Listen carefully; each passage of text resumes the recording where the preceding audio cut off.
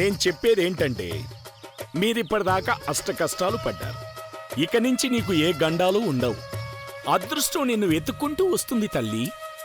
కొండదేవర మీద ఆనా, నువ్వు కోటీశ్వరాలు అవుతావమ్మా. ఈ సాల్తీని ఎక్కడో చూసినట్టుందే. దయగల తల్లి, హ, ఈ కోయిదర జోబీ నింపావంటే అదృష్టం ఇంకా త్వరగా వచ్చి మీ ఇంటిని డబ్బుతో నింపుతుంది. దుబాయ్ నుంచి నీ పెరిమిటి డబ్బులు సంచులతో తిరిగి వస్తాడు. ప్రస్తుతానికి నా డబ్బులు ఇవ్వు తల్లి.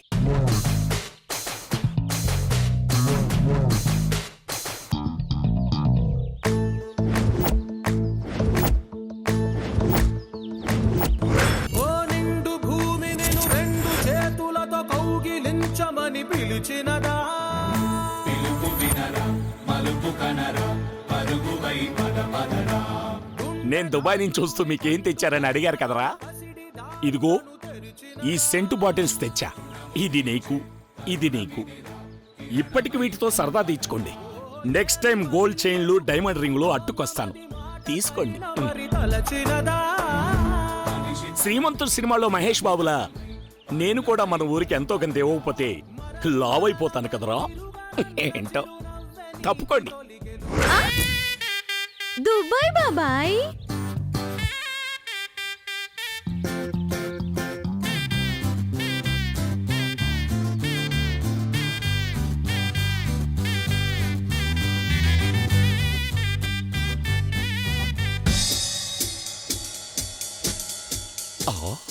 ఇది మంగళ ఉంది, ఇక్కడికొచ్చిందేంటి? త్వరగా దుకాణం సర్దేసి బయటపడకపోతే మన బండారం బయటపడేలా ఉంది. ఆ జాతకం చెప్పే టైం అయిపోయిందమ్మా, ఇక రేపే. బాబాయ్ వామ్మో, దుబాయ్ బాబాయ్. నువ్వు ఎవరిని చూసి ఎవరనుకుంటున్నావో? నేను దుబాయ్ బాబాయిని కాదు, కోయేదోరని. కుర్రో కుర్రు. కొండ ముచ్చువేం కాదు. ఏంటి పగటి వేషావు? పొట్టకూటి కోసం. మరి ఓళ్ళ గొప్పలు ఎందుకు చెప్పావు? ఇక్కడ తెప్పలు చెప్పలాక. ఏం జరిగింది బాబాయ్? నన్ను దుబాయ్ పంపిస్తానని డబ్బులు తీసుకుని ఏజెంట్ నన్ను మోసం చేశాడు. మా ఇంట్లో చెప్పడానికి మొహం చెల్లక ఇలా వేషం భాష మార్చేసి బతికేస్తున్నాను. సిగ్గులేదు? వేరే దారి లేదు. ఇంకేం చేయను మంగా, తెచ్చుకున్న డబ్బులు వాడు దోచేశాడు. ఉద్యోగం లేకుండా ఉత్తి చేతులతో ఇంటికెళ్తే వాళ్ళు తిడతారు. చచ్చిపోవడానికి ధైర్యం చాలేదు. చిచి, చావమన్నానా నిన్ను? తెలుసో తెలియకు నష్టపోయావు.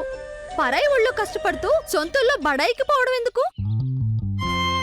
లేని గొప్పలు చెప్తూ ఊళ్ళో మెప్పులు పొందడం ఎందుకు?